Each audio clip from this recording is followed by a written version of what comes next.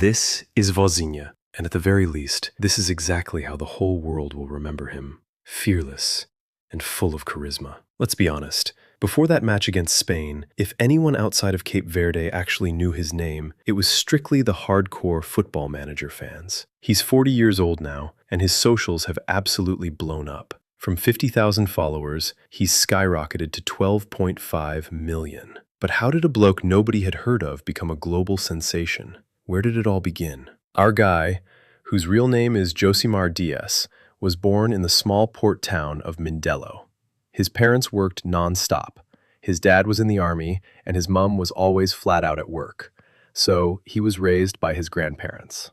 Little Josimar spent so much time with his gran that the neighbors and his mates started calling him by the Portuguese word Vozinha. Translated into English, it literally just means grandma. Who would have thought that years later, whole stadiums would be chanting this sweet family nickname? In modern football, if you haven't made it by 18, you're pretty much written off. By 25, a lot of players are already thinking about hanging up their boots or dropping down to the lower leagues to finish out their days. Meanwhile, Vozinha only started his professional career at 25. In 2011, he signed his first contract with a local club, and that's where his crazy journey kicked off. Just a year later, he moved to Angola. Then, an absolute football miracle happened.